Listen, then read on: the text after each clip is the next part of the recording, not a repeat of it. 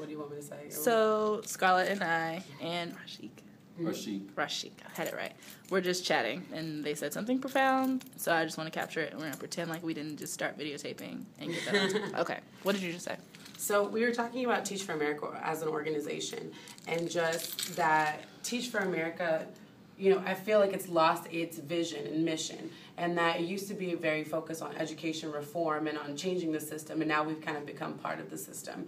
And so we have to figure out, we're at a crossroads, you know, where does Teach for America want to go? Because do we want to be that education reform organization that's pushing the envelope, or are we a really good alternative certification program? Because we can do either, but we have to decide where it is that we want to go right now. And if we really are still focused on education reform and really changing the system and transformational change, we've got to do something different than what we're doing.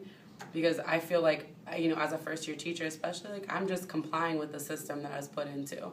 So no matter what happens, like, and I have a great MTLD and great, you know, support, but it's all focused on how can we be a better teacher in our classrooms, and, like, that's important. But I feel like at the school I have so much pushback and so much, like, I have to comply with the system that's there, you know, and I don't think that there's nothing in Teach for America is really telling me to continue pushing back, or... Yeah, I saw you nodding. What were you about to say? Well, I was going to say, I had a conversation, actually, not too long ago about how I felt if I did something that I felt was really pushing the envelope at my school, and I thought that it would really benefit my school,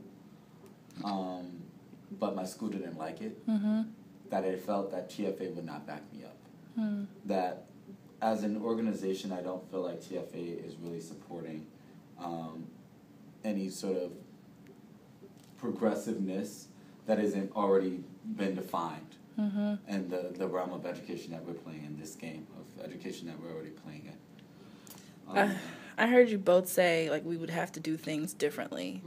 Can you give me a specific example of where you feel like we're sending the opposite message of what we need to be sending? So, well, this is something I was just thinking about, and I think there's a lot of things that fit under this.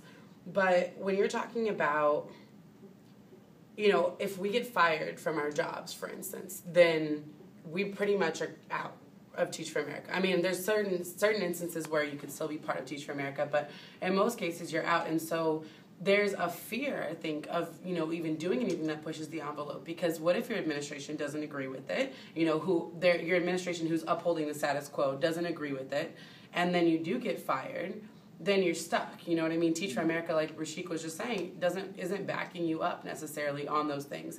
I also don't think there's anything, like, in our alternative certification programs pushing us to be transformational leaders in the classroom. They're pushing us to be better instructors, which is great, right? But then that's what I'm saying. Are we becoming a great alternative certification program that puts teachers in the classroom with more support than other teachers have gotten previously? Or are we transforming? I think we've sort of, in being transformational, we've picked the path of least resistance. If that kind of makes sense. It's like, oh, we can be transformative if we are good teachers. We can be transformative if we expose our kids to all of these things, which are definitely necessary, but they aren't necessarily as much of a reformation as TFA is necessarily pushing for. So, okay, lots of thoughts. One, you came in wanting to do that, right? Yes. What is the thing that we could have done to help you do that, to help you keep that mentality? Well, all right, and this is, again, stuff that I was already discussing. I feel like we're part of an organization that should be here to help teachers, right? We're teachers, TFA should help us. I feel exhausted all the time, all the time. So much so that I might as well be in this by myself. I feel that exhausted. And I make the comparison of, I look at me doing the same things as the teacher across the hall from me, meaning I'm staying until 8 o'clock. She's staying until 8 o'clock. I'm a part of TFA. She isn't. There's a disconnect. I have a whole organization behind me, yet I'm working on the same things, which, for all intents and purposes, let's call those things not transformative. They're just a quotidian, right? And she's working on the same things, for all intents and purposes, not transformative, just a quotidian. But I have this whole organization that should be there to ease the workload somewhere so that I might be able to focus on being transformative. Meaning TFA has already this movement, meaning they have already organized the boycott. That's might have a negative connotation, but they've already organized the boycott, and I'm just going to attend, right? So I can focus on the quotidian, but they got the movement down. Or they have organized the quotidian, and they've handled the quotidian, so I can focus on the movement. But where I can't do them both. And at the end of the day, I'm exhausting myself.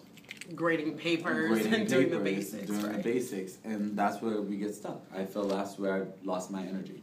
And I also, I think I look at things from a business perspective, too. And I think a lot of the times when you start out, especially with a nonprofit, you start out with this strong vision and mission of what you really want to change and do.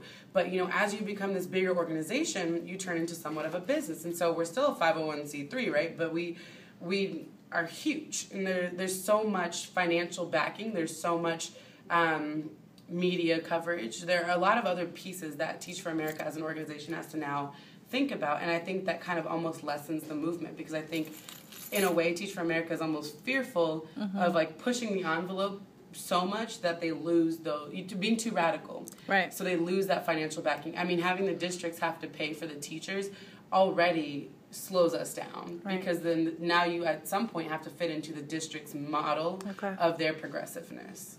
So I heard you both reference TFA as an external thing. I would push to say that TFA is you and not me and my team.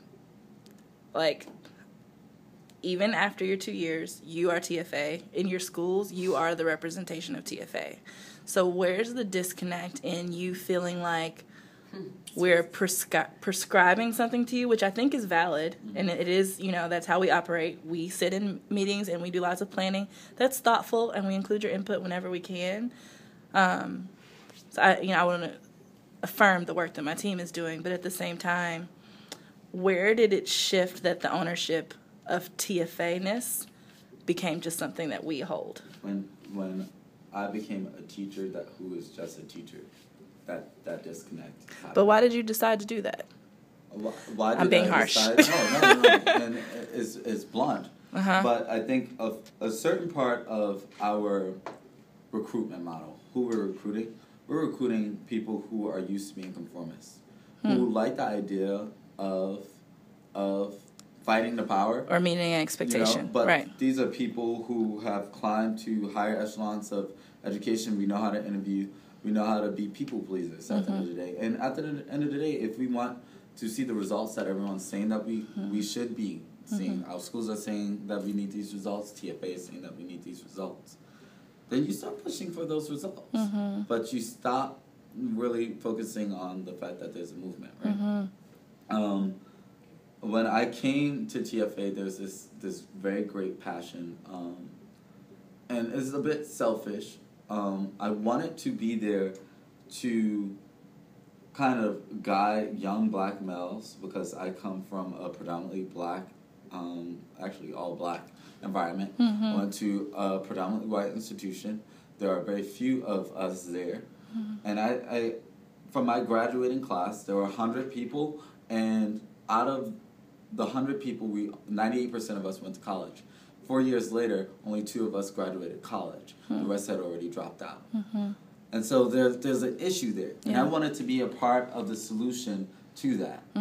And I thought that by getting in the classroom, maybe I could start affecting minds. One, I don't work with that population, so that went out the window, because choice went out the window, right? I couldn't interview for the schools I wanted to interview for. And so as soon as I kind of lost the choice of how I affect the movement, where I affect the movement, I started to lose a lot of momentum, because it just became, I was a teacher. I am a teacher. Yeah. So you would say this switch didn't happen as much in your daily work, like with your MTLD or with our TLD team. This happened in recruitment and placement. All of this stuff. I would, for example, where I'm most passionate about this movement, I would have been back at home. I would have been in New York. I would have been in New York, in inner city somewhere, Brooklyn, Bronx, somewhere that is home, because that's where I'm most passionate about all of this stuff. And I've kind of been removed from that. I've been